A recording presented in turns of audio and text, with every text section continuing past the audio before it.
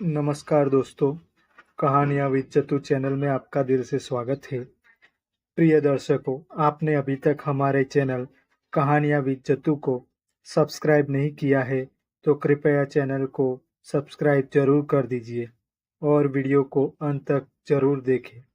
शायद हो सकता है कि इस कहानी से आपके जीवन में कुछ बदलाव आ सके। तो बिना देर किए कहानी की शुरुआत करते हैं। नंदनपुर चारों तरफ पहाड़ों और हरी भरी घाटियों से घिरा अपने शांत जीवन और अनगिनत किंवदंती को के लिए प्रसिद्ध था। गांव के पास एक प्राचीन मंदिर था जिसे लोग महादेव का वरदान मंदिर कहते थे। यह मंदिर एक पहाड़ी की चोटी पर स्थित था और इसे इसे इस तक पहुंचने का रास्ता न केवल कठिन बल्कि खतरनाक भी था। किंवदंती की इस मंदिर तक पहुंचने वाला हर व्यक्ति अपने दिल की सच्ची इच्छा पूरी कर सकता है, लेकिन कई सालों से कोई भी इस मंदिर तक नहीं गया था क्योंकि पहाड़ी के रास्ते में अनेकों बाधाएं और खतरनाक जानवर थे।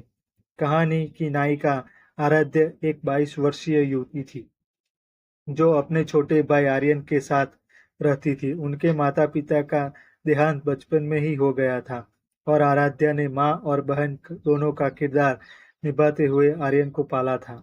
आर्यन बेहद जिंदा दिल और होशियार लड़का था, लेकिन हाल ही में उसे एक गंभीर बीमारी हो गई। डॉक्टरों ने जवाब दे दिया था आराध्य के लिए आर्यन ही उसकी दुनिया था। उसने हर जगह मदद मांगी, लेकिन कोई रास्ता नहीं सूझा। एक रात आराध्य ने एक विचित्र सपना देखा। उसने देखा कि एक साधु उसे बुला रहे हैं और कह रहे हैं, बेटी, अगर तू सच्चे मन से अपने भाई की जान बचाना चाहती है तो महादेव के वरदान मंदिर तक जा, वहां प्रार्थना कर, लेकिन याद रखना यह यात्रा तेरे साहस की परीक्षा होगी।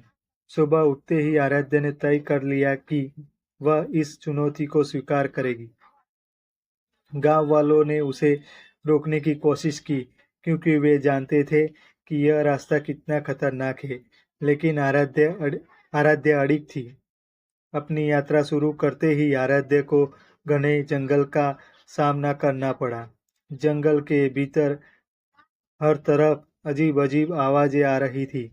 अचानक वह एक बड़े भालू के सामने जा पहुंची। भालू उसे घूर रहा था।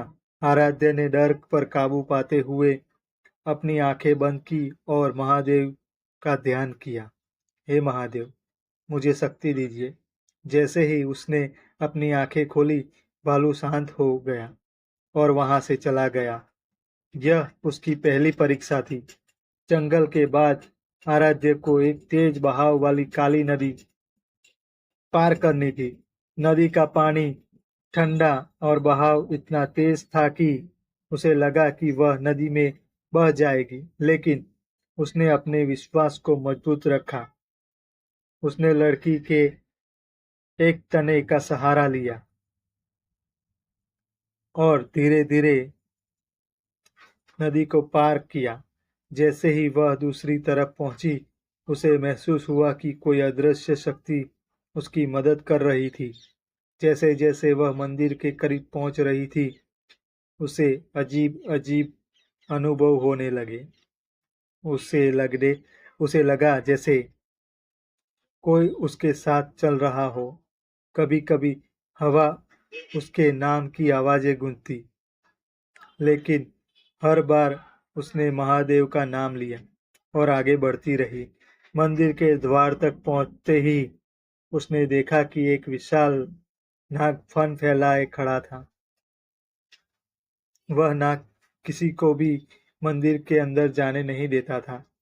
आराध्य के पैर कांपने लगे, लेकिन उसने अपनी लाठी नीचे रख दी और शांत मन से नाग के पास गई। उसने कहा, हे नागराज, मैं अपने भाई की जान बचाने आई हूँ, मुझे जाने दीजिए। नाग ने उसकी आंखों में देखा और रास्ता दे दिया। मंदिर के भीतर पहुंचकर आराध्य ने महादेव के शिवलिंग के सामने घुटने टेक दिए। उसने सच्चे दिल से प्रार्थना की, हे महादेव, मेरे भाई को स्वस्थ कर दीजिए। मैं अपनी जान भी दे सकती हूँ, बस मेरी ये प्रार्थना सुन लीजिए।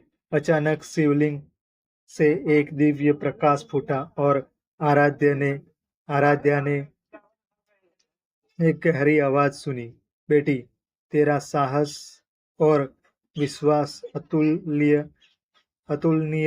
है। तेरा भाई अब स्वस्थ हो जाएगा। तूने जो त्याग और प्रेम दिखाया है वह अद्वितीय है। जब आराध्य गांव लौटी तो उसने देखा कि आर्यन पूरी तरह से स्वस्थ हो गया था। डॉक्टर यह देखकर हैरान थे। गांव के लोग भी यह देखकर भाविभोर हो गए। उन्होंने आराध्य को महादेव का वरदान पाने वाली मानकर उसका स्वागत किया। यह कहानी केवल आराध्य की नहीं है, बल्कि उन सभी लोगों की है जो सच्चे दिल और विश्वास के साथ साहस दिखाते हैं। जब हम डर को पीछे छोड़ते हैं और ईश्वर पर भरोसा करते हैं, तो असंभव भी संभव हो जा सकता है।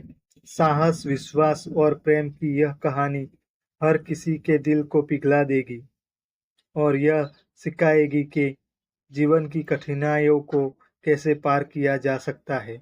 प्रिय दर्शकों, आपने अभी तक हमारे चैनल को सब्सक्राइब नहीं किया है तो चैनल को सब्सक्राइब जरूर कर दीजिए।